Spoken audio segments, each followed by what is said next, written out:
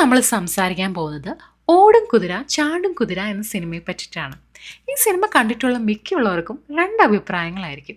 ഒന്നെങ്കിൽ ഈ സിനിമ നിങ്ങൾക്ക് ഭയങ്കരമായിട്ട് ഇഷ്ടപ്പെട്ടിട്ടുണ്ടാവും, അല്ലെങ്കിൽ നിങ്ങൾക്ക് ഈ സിനിമ തീരെ ഇഷ്ടമായില്ല.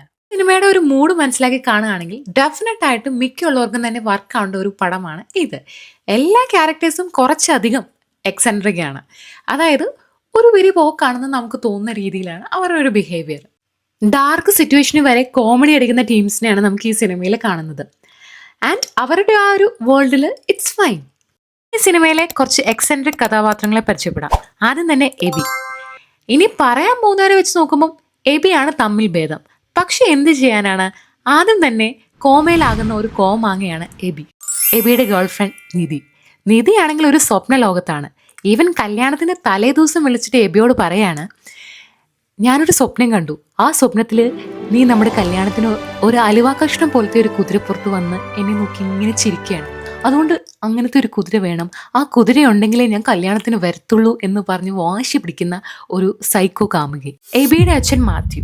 എബി കോമയിലായപ്പോൾ ആള് പറഞ്ഞത്, ഇത്രയും നാളും അവൻ എൻ്റെ മുന്നിൽ ഒരു ചോദ്യചിഹ്നമായിരുന്നു, ഇപ്പോൾ അതൊരു കോമയായി. പിന്നെ മക്കൾ തന്നെ അയാളെ പറ്റി പറയണത് അയാൾക്ക് ഭ്രാന്താണ്, മരുന്ന് കഴിക്കുന്നുണ്ട് എന്നൊക്കെയാണ്. എബിയുടെ ചേട്ടൻ സിബി. സ്വന്തം അനിയനായ എബിയുടെ കല്യാണത്തിന് എബിയുടെ അമ്മായച്ചൻ്റെ റോളക്സ് വാച്ചും അമ്മായിമ്മയുടെ സ്വർണ്ണ കമ്മലും എടുത്ത് റോൾ ചെയ്ത് കാശുണ്ടാക്കിയ മഹാനാണ് സിബി. എബിയുടെ സുഹൃത്തും കൊളീഗുമായ അനുരാജ്. കല്യാണത്തിന് അറേഞ്ച് ചെയ്ത കുതിര കുറച്ച് പ്രശ്നക്കാരനാണെന്ന് നേരത്തെ അറിഞ്ഞിട്ടും അത് തന്നെ മതിയെന്ന് പറയുന്ന ഉറ്റ സുഹൃത്ത്. എബിയുടെ ചുറ്റുമുള്ള ആളുകളെ പറ്റി ഇപ്പൊ നിങ്ങൾക്കൊരു ഐഡിയ കിട്ടിക്കാണുമല്ലോ. അതുകൊണ്ടായിരിക്കും എബി കോമയിലായപ്പോ മൈൻഡ് വോയിസിൽ ഈ കാര്യം പറയുന്നത്. വിളിച്ചിട്ടൊരു കാര്യമില്ല നിധി, ഈ വട്ടന്മാരുടെ ലോകത്ത് നിന്ന് ഞാനൊരു യാത്ര പോവുകയാണ്. ഈ സിനിമയിലെ മിക്ക ക്യാരക്ടേഴ്സിനെയും വളരെയധികം കളർഫുൾ ആൻഡ് ഹാപ്പി ആയിട്ടാണ് കാണിച്ചിരിക്കുന്നത്. പക്ഷെ ഇവരെല്ലാവരും ശരിക്കും അങ്ങനെ തന്നെയാണോ? നോബി മാർക്കോസ് ഈ സിനിമയിലെ കുറച്ച് സീൻസിൽ വന്നു പോകുന്നുണ്ട്. ആൻഡ് അദ്ദേഹം പറയുന്ന ഒരു ഡയലോഗാണ് ഇതിനുള്ള ഉത്തരം. പുറം മോടിയിൽ ആകൃഷ്ടനാകുന്ന ഒരു വ്യക്തിയല്ല ഞാൻ. പുറമേ മനോഹരമെന്ന് തോന്നുന്ന പലതും പൊള്ളയാണ്. ആദ്യം തന്നെ എബിയിൽ നിന്ന് തന്നെ തുടങ്ങാം. പുറമേ വളരെയധികം ഹാപ്പി ആൻഡ് കരിസ്മാറ്റിക് ആയിട്ടാണ് എബിയെ കാണിക്കുന്നത്. പക്ഷേ ഡീപ്പ് ഡൗൺ അയാൾ വളരെയധികം ഇമോഷണലി വൾണറബിൾ ആണ്. അയാൾക്ക് ആൻസൈറ്റി ഉണ്ട്. അയാളുടെ മനസ്സ് എപ്പോഴും ഓവർ തിങ്ക് ചെയ്തുകൊണ്ടിരിക്കും. പക്ഷേ ഇതൊന്നും നമുക്ക് പെട്ടെന്ന് മനസ്സിലാവില്ല, കാരണം ഹീ ഈസ് ഹൈഡിങ് ഇറ്റ്. നമ്മൾ ഓരോ സീൻ എടുത്ത് ഡീപ്പായിട്ട് അനലൈസ് ചെയ്ത് നോക്കുമ്പോൾ നമുക്ക് ഈ കാര്യം പിടികിട്ടും. എബിയുടെ ആൻസൈറ്റി ഫസ്റ്റ് ആയിട്ട് നമുക്ക് ഫീൽ ചെയ്യുന്നത് അദ്ദേഹത്തിൻ്റെ കല്യാണ ദിവസം തന്നെയാണ്. കല്യാണ ദിവസം തലേന്ന് നൈറ്റ് അയാൾ ഒരു കോയിൻ ടോസ് ചെയ്യാണ്. അയാൾ എന്തിനാ കോയിൻ ടോസ് ചെയ്യുന്നതെന്ന് വെച്ചാൽ അയാൾ ഒരു ഡിസിഷൻ പാരാലിസിസിലാണ് അവിടെ. അയാൾക്ക് മുന്നിൽ രണ്ട് ഓപ്ഷൻസ് ഉണ്ട്. ഒന്നെങ്കിൽ നിധിയെ കല്യാണം കഴിക്കാം, അല്ലെങ്കിൽ ബാക്ക് ഓഫ് ചെയ്യാം. അയാൾ വളരെയധികം കൺഫ്യൂസ്ഡ് ആണ്. അതായത് ഞാൻ എടുക്കുന്ന ഒരു ഡിസിഷൻ തെറ്റിപ്പോയാലോ? വാട്ട് ഇഫ് എനിക്ക് നിധി ആഗ്രഹിച്ച പോലെ ഒരു ഹസ്ബൻഡ് ആവാൻ പറ്റിയില്ലെങ്കിൽ? വാട്ട് ഇഫ് എൻ്റെ അമ്മയ്ക്ക് സംഭവിച്ച പോലെ നിധിനെയും എനിക്ക് നഷ്ടമാകുമോ? അങ്ങനെ ഒരുപാട് വാട്ട് ഇഫ് കൂടെ പോകുന്ന ഒരാളാണ് എബി. ഇങ്ങനെ ഒരുപാട് ചോദ്യങ്ങളിലൂടെ പോകുന്ന എബിക്ക് സ്വന്തമായിട്ട് ഡിസിഷൻ എടുക്കാൻ പേടിയാണ്. അപ്പോൾ അയാൾ ആ ഡിസിഷൻ എടുക്കാണ്ട് അത് വിധിക്ക് വിടുകയാണ്. വിധി എന്നിവിടെ പറയുന്നത് അയാൾ ടോസ് ചെയ്യാൻ തീരുമാനിക്കുന്നു എന്ന ഒരു തീരുമാനത്തെയാണ്. അപ്പം എന്തെങ്കിലും സംഭവിച്ചാലും അയാൾക്ക് അക്കൗണ്ടബിലിറ്റി എടുക്കണ്ട, അയാൾക്ക് ആ കോയിനെ ബ്ലെയിം ചെയ്യാം. എബി കോമയിലായിരുന്ന സമയത്ത് എബി ഒരേ ഒരു സ്വപ്നം തന്നെയായിരുന്നു റിപ്പീറ്റ് ആയിട്ട് കണ്ടുകൊണ്ടിരുന്നത്, അതും ലൂപ്പ് പഠിച്ച പോലെ. ഈ സെയിം കാര്യം നിധിയുടെ അടുത്തും എബി സംസാരിക്കുന്നുണ്ട്. ആൻഡ് സിനിമ കണ്ടിട്ടുള്ള മിക്കുള്ളവർക്കും ഈ ഒരു സ്വപ്നത്തെ പറ്റിയായിരിക്കും മൊത്തത്തിലുള്ള ഒരു കൺഫ്യൂഷൻ. എബി ഒരു ഫ്ലീ മാർക്കറ്റിന്റെ എൻട്രൻസിലാണ്. എബിയുടെ കയ്യിൽ ഒരാളെ ഒരു ടാഗ് അടിക്കുന്നു. എബി ഫ്ലീ മാർക്കറ്റിൽ കയറി ഒരുപാട് സ്റ്റോൾസ് ഒക്കെ കടന്നു വന്നു. എന്നിട്ട് ഒരു മാംഗോ ജ്യൂസ് സെല്ല് ചെയ്യുന്ന ഒരു ജ്യൂസ് സ്റ്റാളിന് അവിടെ എത്തിയപ്പോൾ പുള്ളി ഒരു മാംഗോ ജ്യൂസ് ഓർഡർ ചെയ്യുന്നു. ഒരാൾ കൊണ്ടുവരുന്നു, ടേബിളിൽ വെക്കുന്നു.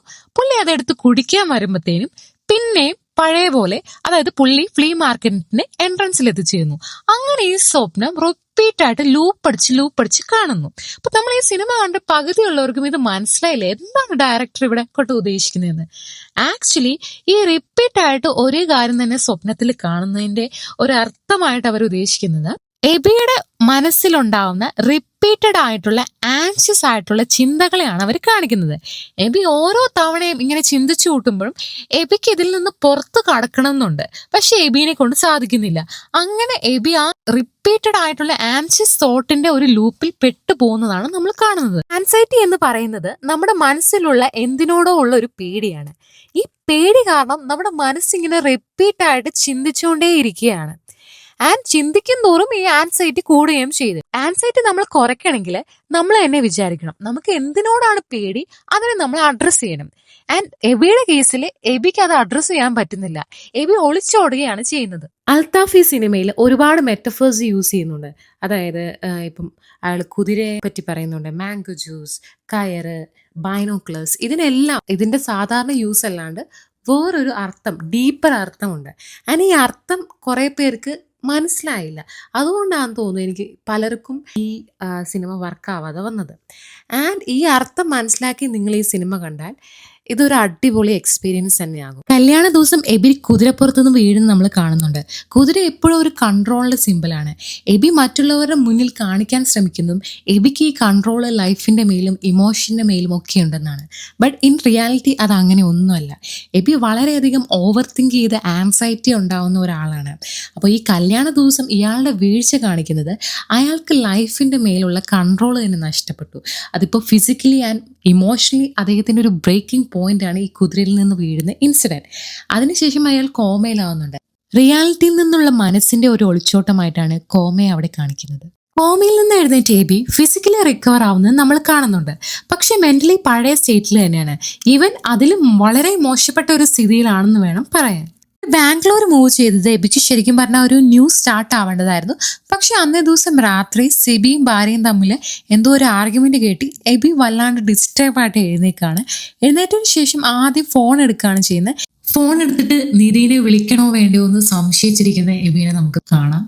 അതിനുശേഷം പുള്ളി അത് വേണ്ടാന്ന് വിചാരിച്ച് ഒരു ബൈസിക്കിൾ റൈഡിന് പോകും. അങ്ങനെ ബൈസിക്കിൾ റൈഡ് ചെയ്യുമ്പോഴും എബി ഒരു സ്ഥലത്തേക്ക്, അതായത് സ്ട്രെയിറ്റ് ആയിട്ട് നോക്കുന്നേ ഉള്ളൂ.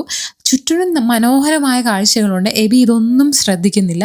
ജസ്റ്റ് ഫിസിക്കലി ആ ബൈസിക്കിൾ റൈഡ് ചെയ്യുന്നതല്ലാണ്ട് പുള്ളി ഒന്നും ശ്രദ്ധിക്കുന്നില്ല.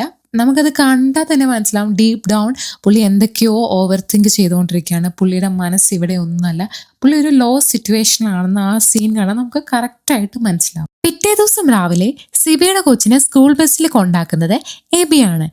എബി ഇങ്ങനെ കൂടെ നടക്കുന്നേ ഉള്ളൂ. ബോഡി ലാംഗ്വേജ് കാണുമ്പോൾ തന്നെ നമുക്ക് മനസ്സിലാവും അദ്ദേഹം ഫിസിക്കലി മാത്രമാണ് ഇവിടെ പ്രസന്റ് ആയിരിക്കുന്നത്, മെന്റലി മൈൻഡ് വേറെ എവിടെയോ ആണ്. അപ്പോൾ ആ കൊച്ചിങ്ങനെ ചോദിക്കുന്നുണ്ട്, ഡാഡി പറഞ്ഞു എബി അങ്കിള് ഹാർട്ട് ബ്രോക്കൺ ആണ്, ഇനി ഒരു തിരിച്ചുവരവ് ഉണ്ടാവില്ല എന്നും. അപ്പം എബി പറഞ്ഞു അത് ശരിയാണ്. അപ്പോൾ ആ കൊച്ച് ഒരു ലോലിപോപ്പ് എബിയുടെ കയ്യിൽ കൊടുത്തിട്ട് പറയാ, ഇതൊരു മാജിക് ലോലിപോപ്പാണ്, ഇത് കഴിച്ചാൽ നിധി ആൻറ്റി എന്തായാലും തിരിച്ചു വരും എന്ന്. അപ്പൊ എബിക്ക് പെട്ടെന്നൊരു വല്ലാത്തൊരു ഹോപ്പ് പോലെ. കുറെ നേരം ആ കൊച്ചു പോയതിന് ശേഷം എബി ആ ലോലിപോപ്പിലോട്ട് കൗതുകത്തോടെ നോക്കുന്ന നമുക്ക് കാണാം. മേ ബി അയാൾക്കൊരു ഹോപ്പ് വന്ന് കാണും, തൻ്റെ ലൈഫ് കൺട്രോളിലാക്കാം, നിധി പഴയ പോലെ ലൈഫിലേക്ക് തിരികെ വരും എന്നൊക്കെ. പക്ഷെ ആ ഹോപ്പ് അധികം നേരം നീണ്ടു നിന്നില്ല. അവിചാരിതമായി പെട്ടെന്ന് അങ്ങോട്ട് സിബി കയറി വരികയും എബിയുടെ അടുത്ത് വളരെയധികം കുത്തുവാക്കുകൾ കൊണ്ട് വേദനിപ്പിക്കുകയും ചെയ്യും. അരഞ്ഞാണമോ തങ്കക്കൊലുസോ മോതിരമോ ഒന്നുമല്ല, അവൾക്ക് നിന്നെ വേണ്ട. എന്തൊരു പാഴ് ജന്മമാണ് നിന്റേത്. ഇന്നത്തെ കാലാവസ്ഥയുടെ ആണോ അതോ നിനക്കിത്രയും ഡാർക്ക് തന്നിട്ടാണോ? ഞാൻ ഇന്ന് ഭയങ്കര ഹാപ്പിയാണ്. നമ്മളിങ്ങനെ ലൈഫിലോട്ട് തിരിച്ചു വരണം എന്ന് നമ്മൾ വിചാരിക്കുന്ന ഒരു മൊമെന്റിൽ നമ്മളെ ചവിട്ടി താഴ്ത്താൻ ഇതുപോലെ ഒരുപാട് പേരുണ്ടാവും. അങ്ങനെ ഒരാൾ തന്നെയാണ് ഇവിടെ സിബി. ഒരു സിറ്റുവേഷൻ കൂടി ആയപ്പം എബിക്ക് മതിയായി. അയാളുടെ കൺട്രോൾ ഫുൾ പോയി. ആൻഡ് അയാൾ സൂയിസൈഡ് ചെയ്യാൻ തീരുമാനിച്ചു. പക്ഷെ താങ്ക്ഫുള്ളി രേവതിക്ക് ആ ഒരു കറക്റ്റ് മൊമെന്റിൽ തന്നെ എബിനെ ഡിസ്ട്രാക്ട് ചെയ്യാൻ സാധിച്ചു. അതുവഴി എബി ലൈഫിലേക്ക് തിരികെ വരികയാണ്. എബിയുടെ POVയിൽ എബിയാണ് രേവതിയെ സൂയിസൈഡിൽ നിന്ന് രക്ഷിക്കുന്നത് എന്നാണ് എബി വിശ്വസിക്കുന്നത്. പക്ഷെ അത് അങ്ങനെ അല്ല എന്ന് രേവതി പടത്തിന്റെ ക്ലൈമാക്സോട് നമ്മളോട് പറഞ്ഞു പോകുന്നുണ്ട്. രേവതി ഒരു ദിവസം വാഷ് ചെയ്ത ക്ലോത്ത്സ് ഒക്കെ ബാൽക്കണിയിൽ വിരിക്കാൻ പോയപ്പോൾ കാണുന്ന കാഴ്ചയാണ് എബി സൂയിസൈഡ് ചെയ്യാൻ പോകുന്നത്. അപ്പോൾ രേവതി അവിടെ ബുദ്ധിപൂർവ്വം എബിനെ ഡിസ്ട്രാക്ട് ചെയ്യുകയും രേവതിയാണ് സൂയിസൈഡ് ചെയ്യാൻ പോകുന്നതെന്ന് എബിനെ കൊണ്ട് വിശ്വസിപ്പിക്കുകയും ചെയ്യുകയാണ് ചെയ്തത്. രേവതിയുടെ വരവോടുകൂടി എബിയിൽ നല്ല മാറ്റം നമുക്ക് കാണാനിടയായി.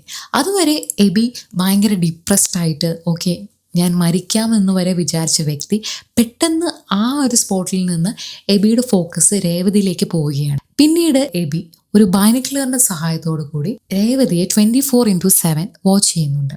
ആൻഡ് ഈ ഓരോ കാര്യങ്ങളും മാത്യുവിന്, അതായത് സ്വന്തം അച്ഛനെ വിളിച്ചറിയിക്കുകയുണ്ട്. അപ്പോൾ അച്ഛൻ ഇതിനെ പ്രോത്സാഹിപ്പിക്കുകയും ചെയ്യുന്നുണ്ട്. ഓക്കെ, നീ രേവതിയെ ഒബ്സർവ് ചെയ്യാൻ പറയട്ടെ. അങ്ങനെ ഒബ്സർവേഷന് മനസ്സിലായ കാര്യമാണ്, അതായത് ഇവർക്ക് ഡീപ്പ് ഡൗൺ എന്തോ വിഷമമുണ്ട്. അത് വഴിയിട്ടാണ് ഇവരിങ്ങനെ പുറമേ ചിരിച്ചു കളിച്ചാൽ ഡീപ്പ് ഡൗൺ ഭയങ്കര സാഡാണെന്നുള്ള കാര്യം മനസ്സിലാവുന്നത്. രേവതിയുടെ സാഡ്നെസ്സിന് പിന്നിലെ കാരണം, രേവതിക്ക് ഒരു ലവ് അഫെയർ ഉണ്ടായിരുന്നു. ആൻഡ് ആ ലവർ നാട്ടിൽ പോയിട്ട് വരാം എന്നൊക്കെ പറഞ്ഞ് യാത്ര പോയ വ്യക്തി പിന്നീട് തിരിച്ചു വരികയുണ്ടായില്ല. അയാൾ മരണം അടയുകയാണ് ചെയ്യുന്നത്. ആൻഡ് ആ ഒരു പെയിനാണ് അയാളെ, അതായത് ഇഷ്ടപ്പെട്ട ഒരാൾ പെട്ടെന്ന് മരിച്ചു പോയതിൻ്റെ ഒരു വിഷമമാണ് രേവതിക്കുള്ളത്. ആൻഡ് ഈ സിമിലർ കൈൻഡ് ഓഫ് സിറ്റുവേഷനിൽ കൂടെ പോയ വ്യക്തിയാണ് Mathew. So with the help of Mathew and Aby, Revathi ഹീലാവുകയാണ് ചെയ്യുന്നത്. ഏറ്റവും അടിപൊളി സംഭവം എന്താണെന്ന് വെച്ചാൽ, നമ്മൾ വിചാരിക്കും മാത്യു തൻ്റെ മകൻ്റെ മെൻ്റൽ സ്റ്റേറ്റിനെ പറ്റി ഒട്ടും അവെയർ അല്ല എന്നാണ്. പക്ഷെ അത് അങ്ങനെയൊന്നുമല്ല. മാത്യുവും രേവതിയും തമ്മിലുള്ള കോൺവെർസേഷനിലൂടെ ഇത് നമുക്ക് കാണിച്ചു തരുന്നുണ്ട്.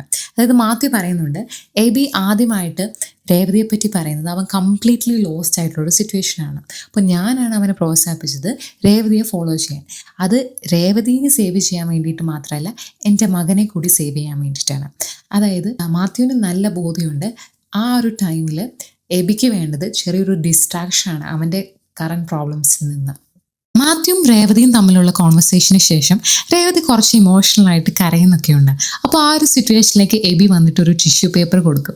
എന്നിട്ട് പറയും, അച്ഛൻ പറഞ്ഞ് കരയിപ്പിക്കുന്ന എനിക്കറിയായിരുന്നു, അതുകൊണ്ട് ഞാനൊരു ടിഷ്യൂ സേഫ്റ്റിക്ക് വേണ്ടി കൊണ്ടുവന്നിരുന്നു. എന്നിട്ട് രേവതി പറയുന്ന ഒരു കാര്യം, എബിക്ക് ടിഷ്യൂ വേണ്ടേ എന്ന്. അപ്പം എബി ഭയങ്കര ഒരു ഓക്വേർഡായിട്ട് ഒരു പൊട്ടം കളിച്ചൊരു ചിരിയൊക്കെ ചിരിച്ചിട്ട് പറയും, അയ്യേ എനിക്കെന്തിനാ ടിഷ്യൂ, ഞാൻ കരയാറില്ലല്ലോ. ഈ ഒരു ഒറ്റ ഡയലോഗിലൂടെ എബിയുടെ ഒരു ക്യാരക്ടർ റിവീലാവാണ്. അതായത് നമുക്കറിയാം ഡീപ്പ് ഡൗൺ എബി ഇമോഷണലി ഒരുപാട് വൾണറബിൾ ആയിട്ടുള്ള ഒരു വ്യക്തിയാണ്. പക്ഷേ ആൾക്കത് മറ്റൊരാളുമായിട്ട് ഷെയർ ചെയ്യാൻ ആൾ ആഗ്രഹിക്കുന്നില്ല. പുറമേ ആളിങ്ങനെ ഭയങ്കര സ്ട്രോങ് ആണ്, ഹാപ്പിയാണ് എന്നൊക്കെ ആളുകളെ കാണിക്കാൻ വേണ്ടിയിട്ടാണ് ആൾക്ക് ഇത് ഇഷ്ടം. മേ ബി എബിക്ക് ഇത് കിട്ടിയത് എബിയുടെ വീട്ടിൽ നിന്നുള്ള അപ്ബ്രിങ്ങിങ് കാരണം തന്നെയായിട്ട്. കാരണം മാത്യു ഓൾമോസ്റ്റ് ഇങ്ങനത്തെ ഒരു പേഴ്സണാലിറ്റിയാണ്. മാത്യുവിന് ഡീപ്പ് ഡൗൺ ഭാര്യ മരിച്ചതിന് ശേഷം അയാൾ മെൻ്റലി ഒരുപാട് ഡിസ്റ്റർബ്ഡ് ആണ്. പക്ഷെ അത് അയാൾ അങ്ങനെ ഓപ്പണായിട്ട് സംസാരിക്കാനോ ഒന്നും അയാൾ ഇഷ്ടപ്പെടുന്നില്ല. ആ പെയിൻ അത് അയാൾ പ്രോസസ്സ് ചെയ്യുന്നത് ഇങ്ങനെ പൊട്ടത്തരം കാണിച്ചും ഇങ്ങനെ ചിരിപ്പിച്ചും ഒക്കെയാണ്. സോ എബിയും ഓൾമോസ്റ്റ് സെയിം കൈൻഡ് ഓഫ് ഒരു രീതിയാണ് ഫോളോ ചെയ്യുന്നത്. ആൻഡ് എബിയുടെ ഒരു പോയിന്റ് ഓഫ് വ്യൂവിൽ ഇങ്ങനെ പബ്ലിക്ലി കരയുന്നത്, ഓപ്പണായിട്ട് വിഷമങ്ങളൊക്കെ പറയുന്നത് ഒരു വീക്ക്നെസ്സിൻ്റെ ഭാഗമായിട്ടാണ്. ഓവർ ദ ടൈം മാത്യുവും രേവതിയും തമ്മിലുള്ള ബോണ്ട് നല്ല രീതിയിലായിട്ട് ഇംപ്രൂവ് ആയി വരുന്നുണ്ട്. ആൻഡ് മാത്യു പറഞ്ഞിട്ടാണ് ആക്ച്വലി രേവതി അറിയുന്നത് എബിയുടെ ലൈഫിൽ ഒരു കോമ സംഭവിച്ചിട്ടുണ്ട്, നിധിയുമായിട്ടുള്ള ബ്രേക്കപ്പ്. ഇതെല്ലാം മാത്യു പറഞ്ഞിട്ടാണ് അറിയുന്നത്. ഇനി പറയാൻ പോകുന്ന സീനാണ് ഈ സിനിമയിലെ one of the emotional yet ഓഡിയൻസിന് ഒരുപാട് കാര്യങ്ങൾ റിവീൽ ആവുന്ന സീൻ. മാത്യുവും രേവതിയും എബിയും കൂടെ കാറിൽ യാത്ര ചെയ്യാണ്. രേവതിയാണ് ഡ്രൈവ് ചെയ്യുന്നത്. അപ്പൊ മാത്യു ചോദിക്കുന്നുണ്ട് എന്താണ് രേവതിയുടെ ഫ്യൂച്ചർ പ്ലാൻസ്. അപ്പൊ അതൊക്കെ സംസാരിച്ചതിന് ശേഷം ജിബിൻ കുര്യാക്കോസ് എന്ന് പറയുന്ന ഒരു സുഹൃത്ത് രേവതിക്കുണ്ടെന്ന് രേവതി പറയുന്നു. ഞാൻ ആളുമായിട്ടുള്ള എല്ലാ ബന്ധവും അവസാനിപ്പിക്കാൻ പോവാണ്, ഞാൻ ഇനി മിണ്ടുന്നില്ല. അപ്പം മാത്യു ചോദിക്കുന്നുണ്ട് എന്താണ് അയാൾ നിന്റെ അടുത്ത് മിസ്ബിഹേവ് ചെയ്തോ. അപ്പൊ രേവതി പറഞ്ഞു അങ്ങനെയൊന്നുമല്ല, ഞാൻ ആക്ച്വലി ഇയാളെ പരിചയപ്പെട്ട കഥ പറയാം. ഒരു ദിവസം ഞാൻ ഭയങ്കര ലേറ്റ് ആയിട്ട് ബാൽക്കണിയിൽ തുണി വിരിക്കാൻ പോയപ്പോൾ കണ്ട കാഴ്ചയാണ് ഈ പറയുന്ന ജിബിൻ കുര്യാക്കോസ് സൂയിസൈഡ് ചെയ്യാൻ പോകുന്നത്. എന്റെ എന്തോ ഭാഗ്യത്തിന് അന്ന് എനിക്ക് അയാളെ സേവ് ചെയ്യാൻ പറ്റി. അതിനുശേഷം ഞങ്ങൾ വളരെ നല്ല ഫ്രണ്ട്സായി. എൻ്റെ ലൈഫിലെ ഓരോ കാര്യങ്ങളും ഞാൻ അവനായിട്ട് ഷെയർ ചെയ്തു. പക്ഷെ അവനാകട്ടെ അവൻ്റെ ലൈഫിലെ ഒന്നും എന്നോട് ഷെയർ ചെയ്തില്ല. എൻ്റെ ലൈഫിലെ ഓരോ കുത്തും കോമയും പോലും അവനറിയാം, പക്ഷെ അവന്റെ ലൈഫിൽ ഒരു കോമ പോലും എനിക്കറിയില്ല. ഇത് പറയുമ്പം രേവതിക്ക് ഒരു ദേഷ്യവും നിരാശയും ഒക്കെയുണ്ട്. കാരണം രേവതി ഒരു ഡിപ്രസ് ഫേസിലൂടെ കടന്നുപോയ വ്യക്തിയാണ്. അപ്പൊ ആ ഒരു ടൈമിൽ അത് മനസ്സിലാക്കി രേവതിയുടെ പ്രശ്നങ്ങൾ എന്താണെന്ന് മനസ്സിലാക്കി രേവതിയെ ഹീൽ ചെയ്യാൻ ഹെൽപ്പ് ചെയ്ത വ്യക്തിയാണ് എബി. പക്ഷെ എബിയും അതുപോലെ തന്നെ ഒരു സിറ്റുവേഷനിലൂടെ പോകുന്ന വ്യക്തിയാണ്. അത് എബി രേവതിയുടെ അടുത്ത് പറയാൻ തയ്യാറായില്ല എന്നതാണ് രേവതിയുടെ വിഷമം. അപ്പൊ ഈ പറയുന്ന സീനിൽ ഓരോരുത്തരുടെ POV ആണ് നമ്മൾ കാണുന്നത്. രേവതിയുടെ POV നമുക്ക് മനസ്സിലായി. ഇനി എബിയുടെ നോക്കാം. എബി തന്നെയാണ് ശരിക്കും പറഞ്ഞാൽ ജിബിൻ കുര്യാക്കോസ്.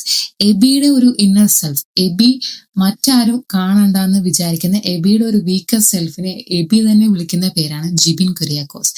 ജിബിൻ കുര്യാക്കോസ് എന്ന പേര് ഇതിനു മുന്നേ യൂസ് ചെയ്തിട്ടുണ്ട്.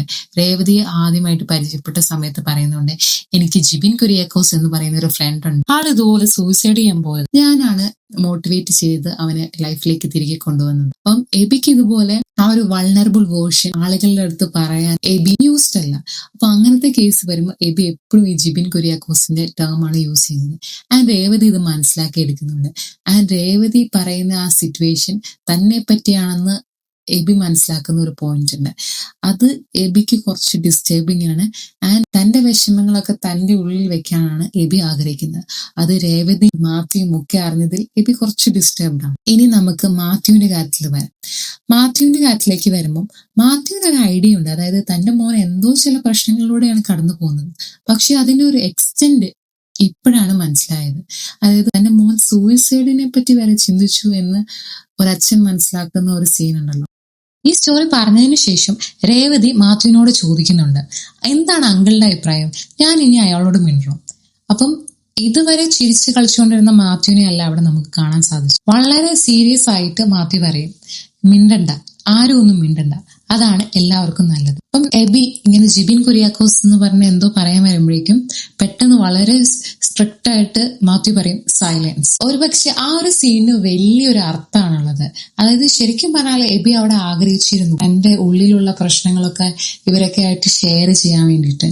പക്ഷെ അവിടെ മാത്യു സൈലൻസ് ചെയ്യുകയാണ് ചെയ്യുന്നത്. ഈവൻ മാത്യുവിനെ നമ്മൾക്ക് കാണുന്നത് മാത്യു ഭാര്യ മരിച്ച സങ്കടത്തിൽ ആ ഒരു സങ്കടം ഇങ്ങനെ ആരോടും പറയാണ്ട് ഉള്ളിൽ ഇങ്ങനെ പ്രോസസ് ചെയ്യുന്ന ഒരു മനുഷ്യനാണ്. അതിന് അയാൾ കാണിക്കുന്ന ഒരു മറയാണ് ശരിക്കും പറഞ്ഞാൽ ഈ പുറത്ത് കാണിക്കുന്ന ഈ കോമാളിത്തരവും ഈ കോമഡി കാണിക്കലും ഒക്കെ. ആൻഡ് എബി അങ്ങനത്തെ ഒരു ഹൗസ് ഹോൾഡിലാണ് വളർന്നു വന്നത്. അപ്പം എബിയും അതിനോട് വളരെ യൂസ്ഡ് ആയിട്ടുണ്ടാവും.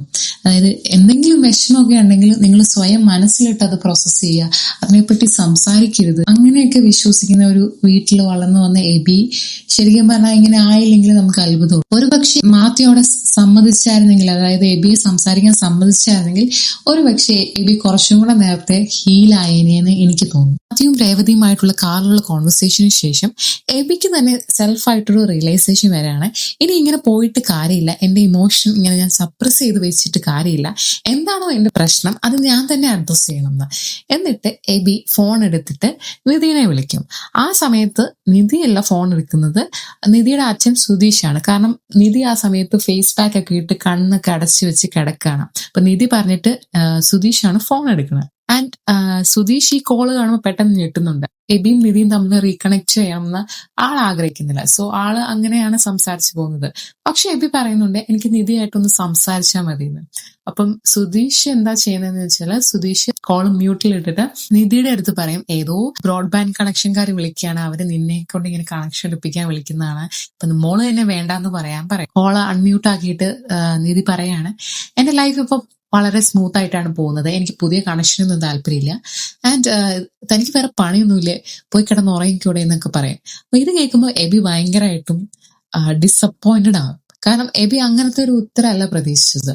എബിയുടെ പ്രതീക്ഷയിലെല്ലാം ഈ കോളോടുകൂടി എല്ലാം പഴയ പോലെ ആകും എന്ന പ്രതീക്ഷ എബിയുടെ പ്രതീക്ഷയെല്ലാം ആ ഒരു നിമിഷം തകർന്നു പോവുകയാണ് ചെയ്യുന്നത്. ഈ ഫോൺ കോൺവെർസേഷന് ശേഷം നിധിയുടെ അച്ഛൻ സുധീഷിനോട് ചോദിക്കുന്നുണ്ട്, കണ്ട ബ്രോഡ്ബാൻഡ് കണക്ഷൻകാർ പോലും എന്നെ വിളിക്കുന്നുണ്ട്, എന്താണ് അച്ഛാ എബി എന്നെ വിളിക്കാത്തത്? സോ ദാറ്റ് മീൻസ് നിധിക്കും എബിയുമായിട്ട് റീകണക്ട് ചെയ്യാൻ താല്പര്യമുണ്ട്. പക്ഷെ എന്ത് ചെയ്യാനാണ്, വിധി അല്ലെങ്കിൽ ചില സാഹചര്യങ്ങൾ കാരണം അവർ തമ്മിൽ ഒന്നിക്കാണ്ട് പോവുകയാണ്. സീനിൽ നമ്മൾ കാണുന്ന കാഴ്ച എന്താണെന്ന് വെച്ചാൽ സിബി ഉറങ്ങിക്കൊണ്ടിരിക്കുമ്പോൾ പെട്ടെന്ന് ഞെട്ടി എഴുന്നേക്കാണ്. എയറോബിക് ഡാൻസിന്റെ പാട്ട് പോലത്തെ എന്തോ സംഭവം കേട്ടിട്ടാണ് സിബി എഴുന്നേക്കുന്നത്. സാധാരണ ആ വീട്ടിൽ ഇതൊക്കെ ചെയ്യുന്നത് മാത്യുവാണ്. അപ്പം സമയം ഓൾമോസ്റ്റ് 12 മണി ആയിട്ടുണ്ട് രാത്രി. അപ്പൊ സിബി ഇങ്ങനെ നടന്നു പോകുമ്പോൾ ശ്രദ്ധിക്കും, മാത്യുവും ഈ സൗണ്ട് കേട്ടിട്ട് എഴുന്നേറ്റ് വരും. അപ്പോഴാണ് നമുക്ക് മനസ്സിലാവുന്നത് ഇത് മാത്യു അല്ല ചെയ്യുന്നത്, എബിയാണ് ഈ രാത്രി 12 മണിക്ക് ഈ എയറോബിക് എക്സസൈസ് ചെയ്യുന്നത്. അപ്പൊ അവിടെ എന്താ എബി ചെയ്യുന്നതെന്ന് വെച്ചാൽ എബി ആ നിധിയുമായിട്ടുള്ള ഫോൺ കോളിന് ശേഷം എബി ഇമോഷണലി ഭയങ്കര ലോ ആയി പോയിട്ടുണ്ട്. എബി താമസിക്കുന്ന ആ വീടിന്റെ ഒരു ഇത് വെച്ചിട്ട് അവരങ്ങനെ ഇങ്ങനത്തെ ഇമോഷണൽ പ്രശ്നങ്ങളൊക്കെ ഉള്ളു. അപ്പൊ അവർ ഓപ്പൺലി സംസാരിക്കില്ല. അപ്പം എബി കണ്ടു വന്നിട്ടുള്ളത് എബിയുടെ അച്ഛനാണ്. എബിയുടെ അച്ഛൻ ഇങ്ങനെ ഇമോഷണലി ഡൾ ആയിട്ടിരിക്കുമ്പോഴും അയാളുടെ ഒരു കോപ്പിംഗ് മെക്കാനിസം ആണ് ഈ എയറോബിക് ഡാൻസ്, അതും ഈ പാതിരാത്രി ചെയ്യുന്നത്. സോ എബിയും ആ സെയിം സ്റ്റെപ്പ് തന്നെയാണ് ഫോളോ ചെയ്തത്. കാരണം എബിക്ക് എബിയുടെ ഉള്ളിലുള്ള ആ വിഷമം പുള്ളി ഇങ്ങനെയാണ് ഡീൽ ചെയ്യാൻ തീരുമാനിച്ചത്. മാത്യുവിന് പിടികിട്ടുന്നുണ്ട് എബീനെ എങ്ങനെ വിട്ടാൽ ശരിയാവില്ല ഈ ഒരു സിറ്റുവേഷൻ. സോ മാത്യു തന്നെ മുൻകൈ എടുത്തിട്ട് പുള്ളിയുടെ ഒരു എക്സെൻട്രിക് വേയിൽ നിധിയായിട്ട് കണ്ട് സംസാരിക്കുന്നുണ്ട്. അപ്പൊ നിധി ഇങ്ങനെ പറയുന്നുണ്ട്, എനിക്ക് ആക്ച്വലി എബിയെ കണ്ട് സംസാരിക്കണം എന്നൊക്കെ ആഗ്രഹം ഉണ്ടായിരുന്നു, പക്ഷെ എബീനെ എനിക്ക് ഫേസ് ചെയ്യാൻ മടിയാണ്. കുറെ തവണ ഫോൺ വിളിക്കാൻ ഡയൽ ചെയ്തു, പക്ഷെ അപ്പോഴും എനിക്ക് കഴിഞ്ഞില്ല. ഞാൻ എടുത്ത ഒരു ഡിസിഷൻ വളരെ ഒരു ഇമ്മച്വർ ഡിസിഷൻ ആയിപ്പോയെന്ന് എനിക്കിപ്പോ തോന്നുന്നു. മാത്യു പറയുന്നുണ്ട് എബിക്കും സെയിം ആയിട്ടാണ് ഫീൽ ചെയ്യുന്നത്. എന്റെ ആഗ്രഹം നിങ്ങൾ രണ്ടുപേരും ഒന്നിച്ച് വീണ്ടും നേരത്തിലാവണം എന്നൊക്കെയാണെന്ന് പറയും. അപ്പം മാത്യു പിന്നെ പറയും എബി ഒരു പാവം പയ്യനാണ്, അവനെ കെട്ടിപ്പിടിച്ചൊരു ഉമ്മയൊക്കെ കൊടുത്താൽ തീരാവുന്ന പ്രശ്നമുള്ളൂ എന്നൊക്കെ. അപ്പൊ ഇത് കേട്ട പാതി കേൾക്കാത്ത പാതി നിധി നേരെ ചെന്ന് എബി കാണും. എബി ആണെങ്കിൽ ഫുട്ബോൾ കളിച്ചുകൊണ്ടിരിക്കുകയാണ്. ഓടി ചെന്നിട്ട് എബീനെ നിധി കെട്ടിപ്പിടിക്കും. കെട്ടിപ്പിടിച്ച് രണ്ടുപേരും നിലത്ത് വീണിട്ട് കവളിലൊരു ഉമ്മയൊക്കെ കൊടുക്കും. അപ്പം എബി ആണെങ്കിൽ ഒരു ഭയങ്കര ഷോക്ക്ഡ് ആയിട്ടുള്ള ഒരു ഫേസിലാണ്. എബിക്ക് എന്താ സംഭവിക്കുന്നതെന്ന് പോലും മനസ്സിലായില്ല. നിധി ചോദിക്കുന്നുണ്ട് എബി ഹാപ്പി അല്ലേ? അപ്പോ വളരെ കൺഫ്യൂസ്ഡ് ആയിട്ട് എബി പറയുന്നുണ്ട് ഞാൻ ഹാപ്പിയാണോ ആയിരിക്കാം എന്നൊക്കെ പറഞ്ഞൊരു വിയേർഡ് ആയിട്ടുള്ള ഒരു കൺഫ്യൂസ്ഡ് ഫേസ് ആണ് പുള്ളിക്ക്. അപ്പൊ ഇതിന്റെ അർത്ഥമായിട്ട് കാണുന്നതെന്ന് വെച്ചാൽ എബിയുടെ മനസ്സിൽ എബി ഭയങ്കര ഒരു ക്ലൂലെസ് ആയിട്ടുള്ള സിറ്റുവേഷനാണ്. കാരണം കഴിഞ്ഞ ദിവസമാണ് നിധിനെ വിളിച്ചപ്പോൾ നിധി പറഞ്ഞത് എന്റെ ലൈഫൊക്കെ ഹാപ്പിയാണ്, എനിക്കിപ്പോ പുതിയ കണക്ഷനൊന്നും വേണ്ട. എന്നിട്ട് ഇപ്പൊ വന്നിട്ട് ഇങ്ങനെ കാണിക്കുന്നു. സോ പുള്ളിയുടെ മൈൻഡിന് ഏതാ സത്യം ഏതാ നോണ, ഇത് വിശ്വസിക്കണോ, ഇത് സത്യമാണോ, അങ്ങനെ പുള്ളിയുടെ മൈൻഡ് ഇങ്ങനെ ഓവർ തിങ്ക് ചെയ്തുകൊണ്ടിരിക്കുക. ശേഷം എബി നിധിയും ഒരു 3D സിനിമ കാണാൻ വേണ്ടി തിയേറ്ററിൽ ഇരിക്കുന്നതാണ് നമ്മൾ കാണുന്നത്. നിധിയുടെ ഫേസിലേക്ക് നോക്കുകയാണെങ്കിൽ നിധി വളരെ ഹാപ്പി ആയിട്ടാണ് റിലാക്സ്ഡ് ആയിട്ട് എബിയുടെ തോളിൽ ചാരി സിനിമ കണ്ടുകൊണ്ടിരിക്കുകയാണ്. പക്ഷെ എബിയുടെ ഫേസിൽ അത്ര ഹാപ്പിനെസ് ഒന്നുമില്ല. പുള്ളി വളരെ സീരിയസ് ആയിട്ട് എന്തൊക്കെയോ ആലോചിച്ചുകൊണ്ടിരിക്കുകയാണ് എന്ന് നമുക്ക് മനസ്സിലാവും. അപ്പം നിധി ഇത് ചോദിക്കുന്നുണ്ട് എബി ഓക്കെ അല്ലേ? അപ്പോൾ എബി പറയുന്നുണ്ട് പിന്നെ ഞാൻ സൂപ്പറാണെന്ന് പറയും. അപ്പൊ പറയും സൂപ്പർ എബിയുടെ കണ്ണ് സ്ക്രീനിലാണെങ്കിലും മൈൻഡ് ഇവിടെ അല്ലല്ലോ. ഞാൻ വിചാരിച്ചു ഇന്നലെ ഞാൻ ഇങ്ങനെ വന്ന് കെട്ടിപ്പിടിച്ചപ്പോൾ എബി സന്തോഷം കാരണം എന്നെ ഇങ്ങനെ എടുത്ത് 3 റൗണ്ട് കറക്കുമായിരിക്കും എന്ന്. അപ്പം എബി വളരെ മോണോട്ടോമസ് ആയിട്ട് ഒരു ഫീലിങ്സ് ഇല്ലാണ്ട് എബി ഇങ്ങനെ പറയും അതിനെന്താ കറക്കാലോ, നടു ഒടിയുന്നവരെ കറക്കാലോ എന്ന് പറയും. എന്നിട്ട് എബി ടോപ്പിക്ക് മാറ്റും. എബി പറയും നമ്മളിപ്പോ കണ്ടോണ്ടിരിക്കുന്ന സിനിമയില്ലേ, ഇതൊരു 500 തവണ കണ്ടാൽ എന്തായിരിക്കും നിധിയുടെ ഒരു ഫീലിംഗ്? നിധി പറയും എനിക്ക് വട്ടാവും. അപ്പം എബി പറയും എന്റെ അവസ്ഥ ഇപ്പൊ അങ്ങനെയാണ്. അപ്പോഴാണ് എബി ഓപ്പൺ അപ്പ് ആയിട്ട് സംസാരിക്കുന്നത്. അതായത് അന്ന് എൻഗേജ്മെന്റിന് വന്നപ്പോൾ പറഞ്ഞ ഒരു സ്വപ്നം ഉണ്ടല്ലോ ആഫ്രിക്കൻ ലയൺ സഫാരിയുടെ, ആ സ്വപ്നം അത് ഞാൻ വെറുതെ പറഞ്ഞതാണ്. ആക്ച്വലി ഞാൻ കോമയിലായിരുന്ന ടൈമിൽ ഒരു സ്വപ്നമാണ് ലൂപ്പ് അടിച്ച പോലെ കണ്ടത്. നിങ്ങൾ ചിന്തിക്കുന്നുണ്ടാവും ഈ മാംഗോ ജ്യൂസ് എന്തിനായിരിക്കും റെപ്രസെന്റ് ചെയ്യുന്നതെന്ന്. ഈ മാംഗോ ജ്യൂസ് വേറൊന്നുമല്ല, അതായത് നമ്മുടെ എബി ഒരുപാട് ഇങ്ങനെ ചിന്തിച്ചു കൂട്ടുന്ന വ്യക്തിയാണ്. അപ്പം ഈ ചിന്തിച്ച് കൂട്ടുന്നത് ഭയങ്കര ഓവർ തിങ്കിങ് ആണ്, നല്ലതൊന്നുമല്ല ചിന്തിച്ചു കൂട്ടുന്നത്.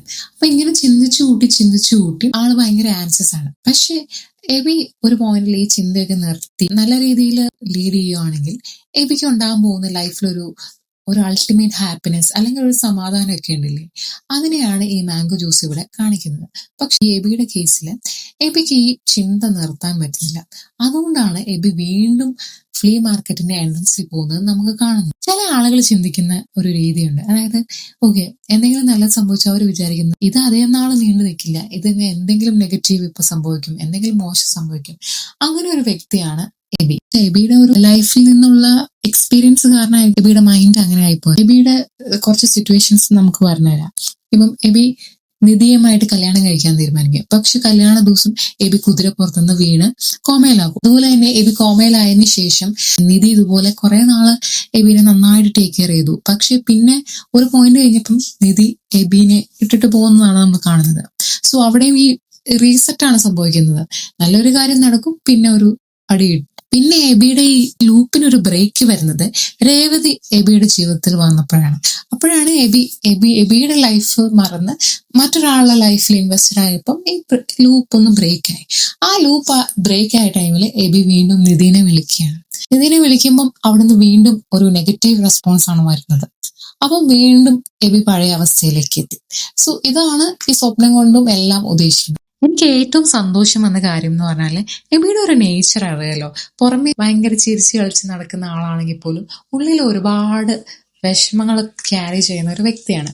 അങ്ങനെ ഒരു വ്യക്തി ഫൈനലി ഒരു സ്വപ്നത്തിന്റെ സഹായത്തോടെ ആണെങ്കിൽ പോലും തന്റെ ഉള്ളിൽ നടക്കുന്ന കാര്യങ്ങൾ മറ്റൊരാളുടെ അടുത്ത് ഓപ്പണപ്പായിട്ട് സംസാരിക്കാൻ കാണിച്ച ആ ധൈര്യം ഉണ്ടല്ലോ, അതിന് കൊടുക്കണം വലിയൊരു ഹാറ്റ്സ് ഓഫ്. കാരണം ആളിങ്ങനെ ഒരു സ്വപ്നത്തിന്റെ സഹായത്തോടെ പറയാണ്, അതായത് ഇതാണ് ഞാൻ, ഇതാണ് എന്റെ മനസ്സിൽ കൂടെ കടന്നു പോകുന്ന കാര്യം.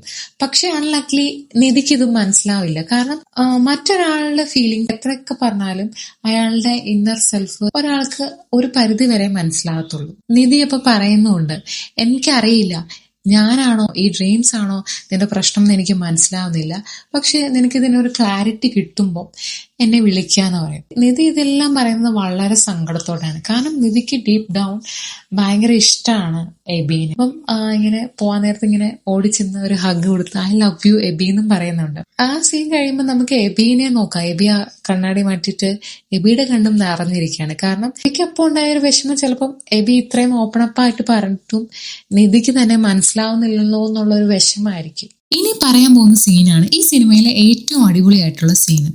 അതായത് എബിയുടെ ഒരു ഫാമിലിയിലെ സെറ്റപ്പ് അറിയാലോ. അതായത് ഇവർ 3 പേരാണ്. അപ്പം ഇവർക്ക് മാനസികമായിട്ട് പരസ്പരം എന്തെങ്കിലും പ്രശ്നം ഉണ്ടെങ്കിലും ആരും അങ്ങോട്ടും ഇങ്ങോട്ടും ഒന്നും ഇത് ഷെയർ ചെയ്യുന്നില്ല. പക്ഷെ ആദ്യമായിട്ട് ഈ സിനിമ തുടങ്ങിയിട്ട് ആദ്യമായിട്ട് നമ്മളൊരു മൊമെന്റിൽ കാണുകയാണ് ഇവരതിനെപ്പറ്റി ഓപ്പണായിട്ട് സംസാരിക്കുക. എസ്പെഷ്യലി എബിയും എബിയുടെ അച്ഛൻ മാത്യുവും തമ്മിൽ. എബി ഭയങ്കര ഡിസ്റ്റർബ്ഡ് ആയിട്ട് നടക്കുന്നത് അച്ഛൻ ശ്രദ്ധിക്കുന്നുണ്ട്. അച്ഛൻ ചോദിക്കുന്നു, എബി നിനക്ക് എന്തെങ്കിലും പ്രശ്നമുണ്ടോ? എബി വളരെ ദേഷ്യത്തോട് ഉത്തരം പറയും, എൻ്റെ കാർക്കി കാണുന്നില്ല, അതാണ് എൻ്റെ പ്രശ്നം എന്ന് പറയും. അപ്പം മാത്യു പറയും, അല്ലെങ്കിലും ഈ വീട്ടിലെ വട്ടം ഞാനാണല്ലോ, അതുകൊണ്ടാണല്ലോ ഓരോ വട്ട് കാര്യങ്ങൾ കാണിച്ചു കൂട്ടുന്നത്. പക്ഷെ അതിൻ്റെ പേരിലല്ല ഞാൻ നിധിയുടെ അടുത്ത് പോയി കണ്ട് സംസാരിച്ച് കാര്യങ്ങളൊക്കെ പാച്ചപ്പ് ചെയ്തത്. പക്ഷെ എനിക്കൊരു കാര്യം മനസ്സിലായി, ഒരു കാര്യമില്ലാതെ ആ കൊച്ചിനെ കരുതിപ്പിച്ചപ്പോൾ നിനക്കാണ് ഭ്രാന്തെന്ന്. ഞാൻ രാത്രി മരുന്ന് കഴിക്കുമ്പോൾ വിളിക്കാം, എൻ്റെ മരുന്നിൻ്റെ പകുതി നീ കഴിച്ചോ എന്ന് പറഞ്ഞ് കളിയാക്കി വിടും. അപ്പോഴേക്കും എബിക്ക് ഭയങ്കര ദേഷ്യം വരും. ദേഷ്യം വന്നിട്ട് എബി വായി തോന്നിയതെല്ലാം പറയും. ആൻഡ് അതൊരു പരിധിയിൽ കൂടുതലായിപ്പോയി. കാരണം പേഴ്സണലി മാത്യുവിന് പറഞ്ഞ പോലെ ആയിപ്പോയി. ആൻഡ് പറഞ്ഞു കഴിഞ്ഞപ്പോൾ എബിക്കും തോന്നി അയ്യോ പറയണ്ടായിരുന്നു എന്നുള്ളൊരു ഫീലിങ്. അത് അപ്പം എബി ടോപ്പിക്ക് മാറ്റാൻ വേണ്ടി പറയും, താക്കോല് കിട്ടി. അപ്പം മാത്യുവും സർക്കാസ്റ്റിക്കലി പറയും, അപ്പം നിന്റെ പ്രശ്നമൊക്കെ തീർന്നല്ലോ. എന്നിട്ട് എബിനെ മാത്യു വന്നിട്ട് ഇങ്ങനെ കെട്ടിപ്പിടിക്കുന്ന കൂട്ടത്തിൽ ചെറിയൊരു പിച്ചു വെച്ച് കൊടുക്കും. അപ്പോൾ അവൻ കരയും. അപ്പം മാത്യു പറയും, മോനെ നീ ഇപ്പൊ കോമയിലല്ല, അതുകൊണ്ടാണ് നിനക്ക് വേദനിച്ചത്, ഇത് നിന്റെ ഒരിക്കടെ സ്വപ്നമല്ല. അപ്പം ഈ ഒരു സീനിലൂടെ കാണിക്കുന്നതെന്ന് പറഞ്ഞാൽ ഒരു അച്ഛനും മോനും തമ്മിലുള്ള ഒരു ഓപ്പൺ ആയിട്ടുള്ള ഒരു കോൺവെർസേഷനും അത് വഴിയിട്ട് എബിക്കുണ്ടായ ഒരു റിയലൈസേഷനുമാണ്. ശരിക്കും പറഞ്ഞാൽ ഈ കോൺവെർസേഷന് ശേഷം എബിയിൽ വലിയ മാറ്റമൊന്നുമില്ല. എബി പണ്ടത്തെ പോലെ തന്നെ, അല്ലെങ്കിൽ അതിൽ ഒരുപടി മോശമായിട്ട് വളരെ ലോസ്റ്റ് ആയിട്ടുള്ളൊരു സിറ്റുവേഷനാണ്. ആൻഡ് എബി ഇങ്ങനെ മൈൻഡ് വോയിസിൽ തൻ്റെ അവസ്ഥയെപ്പറ്റി ഇങ്ങനെ പറയുന്നത് നമുക്ക് കേൾക്കാം. പിന്നെ നിധിയല്ല, അച്ഛനല്ല, വേറൊരു തേർഡ് പേഴ്സൻ്റെ അടുത്ത് ആദ്യമായിട്ട് എബി ഓപ്പൺ അപ്പ് ആവുന്നത് നമുക്ക് കാണാം. അത് ഓപ്പൺ അപ്പ് ആവുന്നത് അനുരാജിൻ്റെ അടുത്താണ്. അനുരാജിൻ്റെ അടുത്ത് ഇങ്ങനെ പറയുന്നുണ്ട്, എനിക്ക് ലൈഫ് ആസ്വദിക്കാൻ പറ്റുന്നില്ല അനുരാജ്, ഞാൻ ഡിപ്രഷനിലാണെന്ന് തോന്നുന്നു എന്ന് പറയും. അപ്പോൾ അനുരാജ് പറയുന്നുണ്ട്, ചേട്ടനും അച്ഛനെ പോലെ വട്ടായോന്ന് ചോദിക്കും. അപ്പം എബി ചോദിക്കും, വട്ട് പകരുമോ അനുരാജ്? അപ്പം അനുരാജ് ഇതൊക്കെ ഭയങ്കര ലൈറ്റായിട്ട് എടുക്കുന്നത്. അനുരാജ് അപ്പോൾ പറയും, ചേട്ടൻ ചുമ്മായിരിക്കും, ചേട്ടൻ്റെ അച്ഛനെ കണ്ടുപിടിക്കുക. വട്ടായിട്ട് പോലും ഒരു കല്യാണം കഴിച്ച് കുളുമണാലിയൊക്കെ പോയി പുള്ളി അടിച്ചു പൊളിക്കുകയാണ്, ചേട്ടൻ കണ്ണു തുറന്ന് നോക്ക്. അപ്പം എബി പറയുന്ന ഒരു കാര്യമുണ്ട്, കണ്ണു തുറന്ന് നോക്കണമെന്നുണ്ട്, പക്ഷെ കണ്ണു തുറന്നാൽ റിയാലിറ്റിയും കണ്ണടച്ചാൽ സ്വപ്നവുമാണ്, രണ്ടും കട്ട ഡാർക്കാണ്. സോ അതാണ് പുള്ളിയുടെ പ്രശ്നം. പുള്ളിയുടെ ഇപ്പോഴത്തെ റിയാലിറ്റി അറിയാമല്ലോ, അതായത് നിധിയുടെയും എല്ലാം അതൊക്കെ ആകെ മിക്സപ്പായിട്ടിരിക്കുന്നു. പിന്നെ ഈ പുള്ളി കണ്ണടച്ചാൽ ഇങ്ങനെ റിപ്പീറ്റായിട്ട് പുള്ളിയുടെ മനസ്സിലുണ്ടാകുന്ന ആൻസേഴ്സ് തൊട്ട്, അപ്പം പുള്ളി ആകെ ഒരു സ്റ്റക്ക് ആയിട്ടുള്ളൊരു സിറ്റുവേഷനാണ്. എബിയും മാത്യുവും തമ്മിലുള്ള ആ കോൺവെർസേഷന് ശേഷം എനിക്ക് ഏറ്റവും കിടിലമായിട്ട് തോന്നിയ മറ്റൊരു സീനാണ് എബിയും രേവതിയും തമ്മിൽ കുറേ നാളുകൾക്ക് ശേഷം വീണ്ടും കാണുമ്പോൾ ഉള്ള ആ ഒരു കോൺവെർസേഷൻ. രേവതി അപ്പൊ ചോദിക്കുന്നുണ്ട് എവിടെ എബിയുടെ ബൈനോക്കുലർ. അപ്പൊ എബി പറയുന്നുണ്ട് ബൈനോക്കുലർ ഞാൻ കത്തിച്ചു കളഞ്ഞു, അല്ലെങ്കിലും ദൂരത്ത് നിന്ന് കാഴ്ചകൾ കാണുന്ന പരിപാടി ഞാൻ നിർത്തി. ചെറിയൊരു ക്ലാരിറ്റി കുറവാണ്. എബി പിന്നെ ചോദിക്കുന്നുണ്ട് എത്ര നാളായി ഇവിടെ വന്നിട്ട്. അപ്പോൾ ഓൾമോസ്റ്റ് 1 മന്തായി, ഞാനൊന്ന് സെറ്റിൽ ആവാൻ എടുക്കുന്ന ടൈമായിരുന്നു. അപ്പം മൈൻഡും ഇതുപോലെ സെറ്റിലായോ എന്ന് ചോദിക്കുന്നു. അപ്പം രേവതി പറയുന്നുണ്ട് എന്തായാലും ഇട്ടീനെ കംപ്ലീറ്റ്ലി എനിക്ക് മറക്കാൻ പറ്റില്ലെന്ന് എനിക്ക് മനസ്സിലായി. സോ ഒരു നല്ല ഓർമ്മയായിട്ട് ഇട്ടി എപ്പോഴും എൻ്റെ മൈൻഡിലുണ്ടാവും. എനിക്കതല്ലാതെ വേറൊരു ഓപ്ഷൻ ഇല്ലല്ലോ. അപ്പോൾ എബി പറയും എൻ്റെ കാര്യവും അതുപോലെയാണ്, എനിക്കും വേറെ ഓപ്ഷൻ ഇല്ലല്ലോ എന്ന് പറയും. അപ്പം രേവതി തിരുത്തുന്നുണ്ട് അല്ല അതങ്ങനെയല്ല, എബിക്ക് ഓപ്ഷൻ ഉണ്ട്, കാരണം നിധി ഒരു ഓർമ്മയല്ലല്ലോ എന്ന് പറയും. അപ്പോൾ എബി പറയുന്നുണ്ട് അതായത് ഞാൻ നിധിയെ ഒരു 100 തവണയെങ്കിലും വിളിക്കാൻ ശ്രമിച്ചിട്ടുണ്ട്, പക്ഷെ ഞാനിങ്ങനെ വിളിക്കാൻ തുടങ്ങും, പിന്നെ സ്റ്റക്കായി പോകും, ഞാൻ കട്ട് ചെയ്യും. അപ്പം രേവതി മോട്ടിവേറ്റ് ചെയ്യുന്നുണ്ട്. ദിവാകരൻ മാത്തമാറ്റീഷ്യൻ പറഞ്ഞിട്ടുണ്ട് 101 ഒരു നല്ല നമ്പറാണ്, അപ്പോൾ ഒന്ന് ട്രൈ ചെയ്ത് നോക്കാം. എബിക്കും ഒരു മോട്ടിവേറ്റഡ് ഫീൽ കിട്ടും, പുള്ളിക്കാരനും കുറച്ച് ക്ലാരിറ്റി കിട്ടിയ പോലെ നമുക്ക് തോന്നും. എബി സമ്മതിക്കും, ഓക്കെ ഞാൻ നിധിയെ വിളിക്കാമെന്ന് തീരുമാനിക്കും. പിന്നെ രേവതി അപ്പോൾ പറയും ഓക്കെ സ്കൂളിൽ ഓൾമോസ്റ്റ് ബെല്ലടിക്കാറായി, എന്താണ് ഇനി എബിയുടെ ഫ്യൂച്ചർ പ്ലാൻസ്. അപ്പോൾ എബി പറയുന്നുണ്ട് അടുത്ത ബെല്ലോടുകൂടി നാടകം അവസാനിപ്പിക്കുകയാണ്, ഞാൻ ജീവിതത്തിലേക്ക് തിരിച്ചു പോവുകയാണ്. So that's a very big statement. അതായത് ഇത്രയും നാള് പുള്ളിക്കാരന് ഇല്ലാത്ത ഒരു ക്ലാരിറ്റി രേവതിയുമായിട്ട് സംസാരിച്ച ഈ കോൺവെർസേഷനോട് പുള്ളിക്ക് കിട്ടി. എബിയും രേവതിയും തമ്മിലുള്ള കോൺവെർസേഷനിൽ നമുക്കൊരു ഡീപ്പർ ആയിട്ടുള്ള അർത്ഥം കൂടി കാണാൻ പറ്റുന്നുണ്ട്. അൽത്താഫ് സലീം ഈ സിനിമയിൽ മെറ്റഫർ ആണ് ഈ ഒരു സീനിൽ യൂസ് ചെയ്യുന്നത്. ആ മെറ്റഫർ ആയിട്ട് വരുന്നത് ബൈനോക്കുലർ ആണ്. ബാംഗ്ലൂർ ഫേസിൽ നമ്മൾ കാണും രേവതിനെ എപ്പോഴും ഒരു ബൈനോക്കുലറിന്റെ സഹായത്തോടെ എബി വാച്ച് ചെയ്യുന്നതാണ് നമ്മൾ കാണുന്നത്. ബൈനോക്കുലർ എന്തിനാണ് ശരിക്കും നമ്മൾ യൂസ് ചെയ്യുന്നത്? നമുക്ക് ദൂര കാഴ്ചകളെ അടുത്ത പോലെ കാണാൻ വേണ്ടിയിട്ടാണ്. എബിയും അത് തന്നെയാണ് ചെയ്തുകൊണ്ടിരുന്നത്. എബി ആ ഒരു ഫേസിൽ നല്ല ഡിപ്രസ്ഡ് ആണ്. സോ എബിക്ക് ഒരു ഡിസ്ട്രാക്ഷൻ വേണം. ആ എബിക്ക് വേണ്ട ഡിസ്ട്രാക്ഷൻ ആണ് എബിയുടെ ലൈഫ് ജീവിക്കാണ്ട് മറ്റൊരാളുടെ ലൈഫ് ഒരു ബൈനോക്കുലറിന്റെ സഹായത്തോടെ കാണാനാണ് ശ്രമിച്ചത്. ആൻഡ് എബിക്ക് ഒരു പോയിന്റ് കഴിഞ്ഞപ്പോൾ മനസ്സിലായി ഓക്കെ ഇങ്ങനെ പോയിട്ട് കാര്യമില്ല. സോ അതാണ് രേവതിയുടെ അടുത്ത് പറയുന്നത് ബൈനോക്കുലർ എവിടെയെന്ന് ചോദിച്ചപ്പോൾ ബൈനോക്കുലർ ഞാൻ കത്തിച്ചു കളഞ്ഞു, അല്ലെങ്കിലും ദൂരത്തു നിന്ന് കാഴ്ചകൾ കാണുന്ന പരിപാടി ഞാൻ നിർത്തി. ചെറിയൊരു ക്ലാരിറ്റി കുറവുണ്ട്. അതിനും നല്ലൊരു ഉത്തരം രേവതി പറയുന്നുണ്ട്. അതായത് എബിയുടെ കഴുത്തിൽ കിടക്കുന്ന ഇമാജിനറി ബൈനോക്കുലർ എടുത്തിട്ട് ഒന്ന് പുറകിലേക്ക് നോക്കാൻ പറയും. ആക്ച്വലി ഇവിടെ രേവതി മീൻ ചെയ്യുന്നതെന്ന് വെച്ചാൽ ഇത്രയും നാൾ ആ ബൈനോക്കുലർ ഉപയോഗിച്ച് രേവതിയുടെ ലൈഫാണ്, അതായത് മറ്റൊരാളുടെ ലൈഫാണ് എബി നോക്കി കാണാൻ ശ്രമിച്ചത്. ഇനിയെങ്കിലും ആ ബൈനോക്കുലർ ഉപയോഗിച്ച് സ്വന്തം ലൈഫിലേക്ക് ഒന്ന് തിരിഞ്ഞു നോക്കൂ. അപ്പം സ്വന്തം ലൈഫ് ഒന്ന് കാണാൻ ശ്രമിക്കുകയാണെങ്കിൽ എബിക്ക് ലൈഫിൽ ഒരു ക്ലാരിറ്റി ലഭിക്കുന്നു. ബൈനോക്കുലർ കത്തിച്ചു കളഞ്ഞപ്പം എബിക്ക് ഒരു ചെറിയൊരു ആശ്വാസം ഉണ്ടാവും, കാരണം ഒരു ഹീലിംഗ് സ്റ്റെപ്പിന്റെ ഒരു ഫസ്റ്റ് സ്റ്റെപ്പാണ്. പക്ഷെ എന്ന് വെച്ചാൽ എബി കംപ്ലീറ്റ്ലി ഇല്ല. അതുകൊണ്ടാണ് എബി പറയുന്നത് ബൈനോക്കുലർ ഞാൻ കത്തിച്ചു കളഞ്ഞു, ചെറിയൊരു ക്ലാരിറ്റി പ്രശ്നമുണ്ട്. കാരണം ഇപ്പോഴാണ് എബിയുടെ ലൈഫ് ഫേസ് ചെയ്യുന്നത്. നമ്മുടെ ലൈഫിൽ നമുക്ക് ഒരുപാട് പ്രശ്നങ്ങൾ കാണും, അൺസർട്ടനിറ്റി കാണും. അതിലൊന്നും നമ്മൾ ഓടി ഒളിച്ചിട്ട് കാര്യമില്ല, നമ്മളത് ഫേസ് ചെയ്യണം. സോ എബി അങ്ങനെ ഫേസ് ചെയ്യാൻ തുടങ്ങിയപ്പം എബിയുടെ ഫ്രണ്ടിലും ഒരു അൺസർട്ടനിറ്റി അല്ലെങ്കിൽ ഒരു ക്ലാരിറ്റി കുറവുണ്ട്. ഈ ക്ലാരിറ്റി കുറവ് മെയിൻ ആയിട്ടും എബിക്ക് ഇപ്പോൾ ഉള്ളത് നിധിയുടെ കേസിൽ തന്നെയാണ്. എബി പിന്നെ ചോദിക്കുന്നുണ്ട് രേവതിയുടെ മൈൻഡൊക്കെ സെറ്റിലായോ? അപ്പൊ രേവതി പറയുന്നുണ്ട് ഓൾമോസ്റ്റ് സെറ്റിലായി. പിന്നെ എനിക്ക് മനസ്സിലായ ഒരു കാര്യം എന്ന് വെച്ചാൽ എനിക്ക് എന്തായാലും ഇട്ടീനെ കംപ്ലീറ്റ്ലി മറക്കാൻ പറ്റില്ല. പിന്നെ ഞാൻ ഓർത്തു എന്തിനാ മറക്കുന്നത്, അതൊരു നല്ല മെമ്മറി ആയിട്ട് എൻ്റെ മൈൻഡിൽ തന്നെ നിൽക്കട്ടെ. അപ്പൊ എബി പറയുന്നുണ്ട് എൻ്റെ കാര്യം ഏകദേശം അങ്ങനെ തന്നെയാണ്. അപ്പോഴാണ് ശരിക്കും നോട്ട് ചെയ്യേണ്ട പോയിന്റ്. രേവതി കറക്റ്റ് ചെയ്യുന്നുണ്ട്, അതിന് നിധി ഒരു ഓർമ്മയല്ലല്ലോ, എബിക്ക് ഇപ്പോഴും ഓപ്ഷൻ ഉണ്ട്. അത് ശരിക്കും പറഞ്ഞാൽ കറക്റ്റാണ്. പക്ഷെ എബിയുടെ ഒരു ചിന്തയിൽ എബിയും രേവതിയും ഏകദേശം സെയിം ടൈപ്പ് ഓഫ് ഇഷ്യൂസിലൂടെ കടന്നു പോകുന്ന ഒരു വ്യക്തിയായിട്ടാണ് എബി രേവതിയെ കാണുന്നത്. പക്ഷെ അത് അങ്ങനെയല്ല. രേവതിയുടെ കേസിൽ ഇട്ടി എന്ന് പറയുന്ന ഒരു വ്യക്തി മരണമടഞ്ഞു, ഇനി ഒരിക്കലും രേവതിയുടെ ലൈഫിലേക്ക് വരാൻ പോകുന്നില്ല. പക്ഷെ എബിയുടെ കേസിൽ അങ്ങനെയല്ല. എബി ഒന്ന് തിരിച്ചു വിളിച്ചാൽ വരാവുന്ന ഒരു വ്യക്തിയാണ് നിധി. അത് എബിക്ക് മനസ്സിലാക്കി കൊടുക്കാനാണ് രേവതി ഈ സീനിലൂടെ ശ്രമിക്കുന്നത്.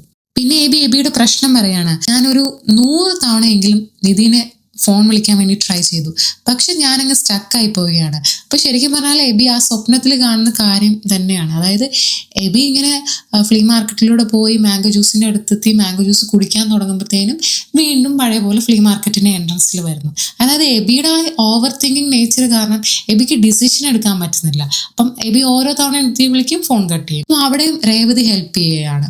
101 നല്ലൊരു നമ്പർ ആണെന്നാണ് ദിവാകരൻ മാത്തമാറ്റീഷ്യൻ പറഞ്ഞത്. എന്തായാലും എബി ഒന്ന് വിളിച്ചു നോക്ക്. അപ്പോൾ എബിക്കും ചെറിയൊരു പോസിറ്റിവിറ്റി കിട്ടി. എബി പറയുന്നുണ്ട് വിളിക്കാല്ലേ, ധൈര്യമായിട്ട് വിളിക്കാം. അപ്പം രേവതി കൊടുത്ത ഒരു മോട്ടിവേഷനിലൂടെ അല്ലെങ്കിൽ രേവതിയുമായിട്ടുള്ള ഒരു കോൺവെർസേഷനിലൂടെ എബിക്ക് അത്രയും നാളില്ലാത്തൊരു പല ക്ലാരിറ്റിയും പല കാര്യങ്ങളിലും എബിക്ക് ലഭിച്ചു. രേവതി പറഞ്ഞ പോലെ എബി കഴുത്തി കിടക്കുന്ന ഇമാജിനറി ബൈനോക്കുലർ എടുത്ത് തിരിഞ്ഞു നോക്കിയാൽ തീരാവുന്ന പ്രശ്നമേ എബിയുടെ ലൈഫിൽ ഉള്ളൂ. ഇത് മനസ്സിൽ വെച്ച് എബി നേരെ പോയത് എബിയുടെ വീട്ടിലാണ്. എന്തോ കാര്യമായിട്ട് തിരയുന്നുണ്ട്. അത് മറ്റൊന്നുമല്ല, എബി അന്ന് കല്യാണ തലേന്ന് ടോസ് ചെയ്യാൻ ഉപയോഗിച്ച ആ കോയിനാണ്. ശരിക്കും ആ ഒരു ഇൻസിഡൻറ്റ് തൊട്ടാണ് എബിയുടെ ലൈഫിലെ പ്രശ്നങ്ങൾ സ്റ്റാർട്ട് ചെയ്യുന്നത്. എബിയുടെ മെയിൻ ഇഷ്യൂ എന്ന് പറയുന്നത് എബിയുടെ മനസ്സിലുണ്ടാകുന്ന ആൻസൈറ്റിയും ഓവർ തിങ്കിങ്ങുമാണ്. ആ ഒരു കാര്യം എബി മനസ്സിലാക്കുന്നു. അതായത് തൻ്റെ ലൈഫിലെ പ്രോബ്ലംസിൻ്റെ റൂട്ട് കോസ് ആൾ കണ്ടുപിടിക്കുന്നു. അപ്പം രേവതി പറഞ്ഞ പോലെ ഒന്ന് ലൈഫിലേക്ക് തിരികെ നോക്കിയപ്പോഴാണ് ആൾക്ക് ഈ സംഭവം പിടികിട്ടിയത്. അന്ന് കല്യാണ തലേന്നും ഒരുപാട് ഇങ്ങനെ എബി ഒരുപാട് ഓവർ തിങ്ക് ചെയ്തിരുന്നു. തൻ്റെ ഫ്യൂച്ചർ ലൈഫിനെ പറ്റി ആലോചിച്ചിട്ടാകാം, കല്യാണം കഴിഞ്ഞിട്ട് എങ്ങനെ ഉണ്ടാവും.